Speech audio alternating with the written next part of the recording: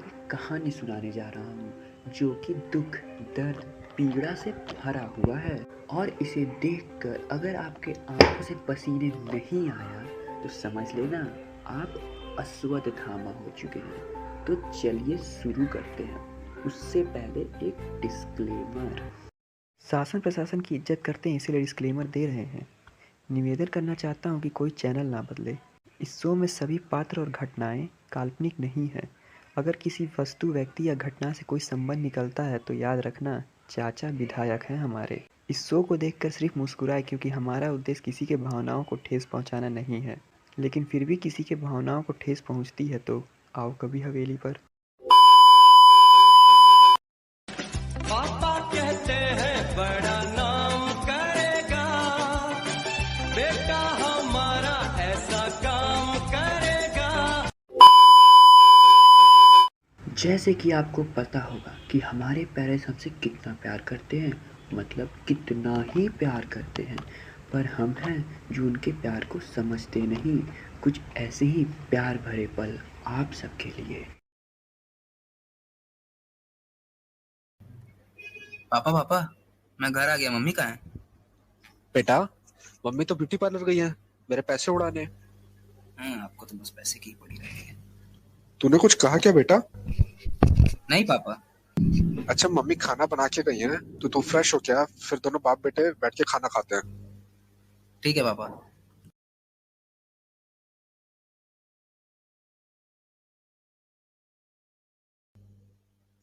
अरे पोपलू के टीचर का कॉल क्यों आ रहा है?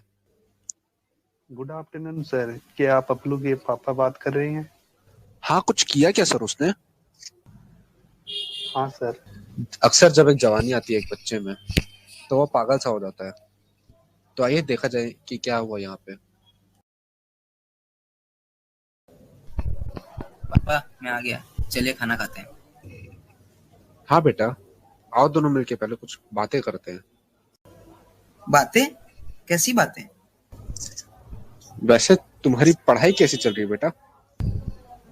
पढ़ाई पढ़ाई तो ठीक ही चल रही है। एग्जाम का क्या सीन है बेटा? एग्जाम तो अभी हुए थे।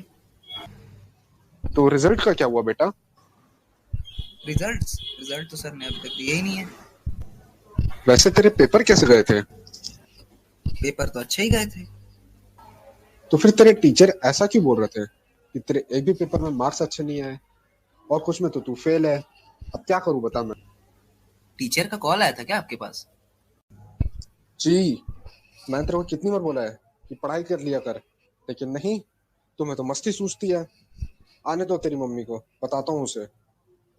और हाँ, आज से तुम्हारा मोबाइल मेरे पास रहेगा। मैं कितनी मेहनत करता हूँ कि तुझे अच्छे स्कूल में पढ़ा सकूं, लेकिन नहीं, तुम्हें तो मेरे पैसे बर्बाद करने। पापा मोबाइल नहीं प्लीज। चुप, बिल्कुल चुप। हिम्मत कैसे हुई तेरी मुंह खोलने की?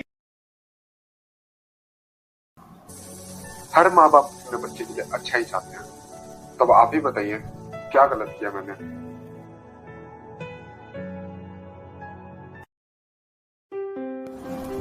इस प्रकार के संघर्ष अक्सर होते हैं क्योंकि दोनों पिता पुत्र के अलग अलग दृष्टिकोण हैं। जनरेशन गैप इसकी वजह हो सकती है। दोनों को बस एक दूसरे के नजरिए को अच्छे से समझने की जरूरत है। संचार और सही समझ अगर हो तो ऐसे संघर्षों से बचा जा सकता है। इसी के साथ अब देखते हैं पप्लू के जीवन में क्या होने जा रहा है। 1 minute 37 seconds later.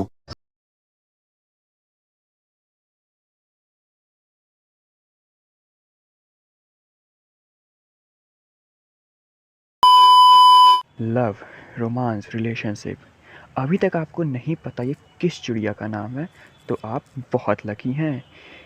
ये किसी भी मटीरियलिस्टिक लव से बहुत अलग होता है।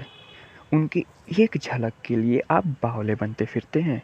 क्या मैं इसे गलत कह रहा हूँ? नहीं, सबको ज़िंदगी में लाइफ पार्टनर चाहिए होते हैं। अब मैं इसके आगे नहीं बोलूँगा क्योंकि मेरा स्क्रिप्ट यहीं तक था। अब और शॉन्टी क्या हाल है? बढ़िया भाई, तू बता। बढ़िया।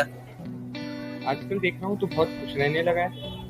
हाँ यार, लेकिन पापा ने कल मूड खराब कर दिया था। क्यों, क्या हुआ? अरे उनका तो डेली का है यार, ऊपर से टीचर ने कॉल अलग कर दी, कंप्लेन कर दी। वो सब छोड़, तू वो अपनी सीनियर है ना पोपली। हाँ, जो तेरे भाई को पसंद है। हाँ भाई, लेकिन पापा ने तो फोन ले लिया ना मेरा। तो तू स्कूल में बात करना। लेकिन स्कूल में यार सीनियर से बात करने में दिक्कत नहीं होगा। अरे तू वो सब छोड़, ये बता कि कब मार रहा है प्रपोजल? नहीं भाई, इतना कॉन्फिडेंस नहीं है यार। अरे तू छोड़ दे भाई, तेरे से कुछ नहीं होगा। अरे यार, भाई के साथ ऐसे करेगा? अच्छा चल सुन। दूसरे से प्रेम करने के लिए सबसे पहले यह आवश्यक है कि व्यक्ति स्वयं से प्रेम करने में सक्षम हो। पहली शर्त प्रेम संबंध में एक सकारात्मक आत्म स्वीकृति होना होती है। जो लोग अपने बारे में सकारात्मक महसूस करते हैं वे आत्मविश्वासी और आत्मनिर्भर होते हैं। आत्म स्वीकृति और खुद पर भरोसा हमें दूसरों पर भरोसा करने और प्यार करने की क्षमता देता है। लेकिन वास्तव में प्यार विकसित होने पर दोनों पक्षों द्वारा आत्म प्रकटीकरण होना चाहिए, जिसके परिणाम स्वरूप कमजोरियों का आदान प्रदान होता है। भावनात्मकता तभी प्राप्त होती है जब दो लोग अपने अपने स्तर पर अपने आप को प्रकट करते हैं तथा दोनों ने एक उचित स्तर साझा किया हो और प्रत्येक ने अपने साथी की जागरूकता की स्थिति का स्वीकार कर लिया हो। इसी के साथ हम आगे बढ़ते हैं और देखते हैं कि पप्लू का जीवन अब कैसा करवट लेता है। 2000 years later. छोटी सी उम्र परनाई रे बाबोसा करो थारो काई में कसू। क्या हुआ बेटा पपलू, उदास क्यों खड़े हो? सर मैं प्री बोर्ड्स में फेल हूँ और 2 महीना में बोर्ड्स के एग्जाम आने वाले हैं। मुझे नहीं लगता मैं कर पाऊंगा। और हाँ और बोलो बेटा, क्या बात है? सर मेरी एक अच्छी दोस्त है और उससे मेरी आजकल बात नहीं हो पा रही है और मेरी घर की स्थिति भी अच्छी नहीं चल रही है। इससे मेरा एकेडमिक में बहुत इफेक्ट हो रहा है। नहीं बेटा, तुम इन सब चीजों के बारे में ज्यादा सोच रहे हो। सर आप मेरी बात नहीं समझ सकते। जब आप किसी से बहुत दिनों से अटैच हो और कोई आपसे अचानक से बात करना छोड़ दे तो। बेटा तुम्हारी फीलिंग एकदम सही है। इस एज में ये हर स्टूडेंट के साथ होता है। हर एक सिचुएशन में इंसान को राइट अंडरस्टैंडिंग होनी चाहिए और अपनी फीलिंग्स को फ्रेंड्स और फैमिली और टीचर के साथ शेयर करें और फिर भी अगर जरूरत हो तो काउंसलर की हेल्प लें।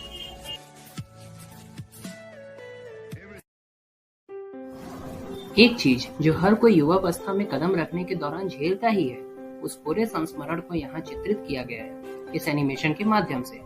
कभी कभी परेशान करने वाली व्यस्तता जो किसी निष्कर्ष को स्वीकार करने से इनकार कर देती है।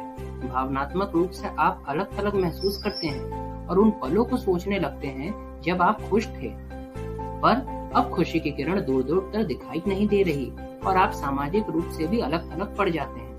तब आपको राह दिखाने के लिए आपके ही बड़े साथ रहते हैं जो आपका साथ कभी नहीं छोड़ते। यहाँ प्रदर्शित पप्लू के अध्यापक उसको सही राह दिखाने का पूरा प्रयास कर रहे थे। मैं आशा करता हूँ कि आप सभी दर्शकों को हमारा यह एनिमेशन अच्छा लगा होगा। धन्यवाद।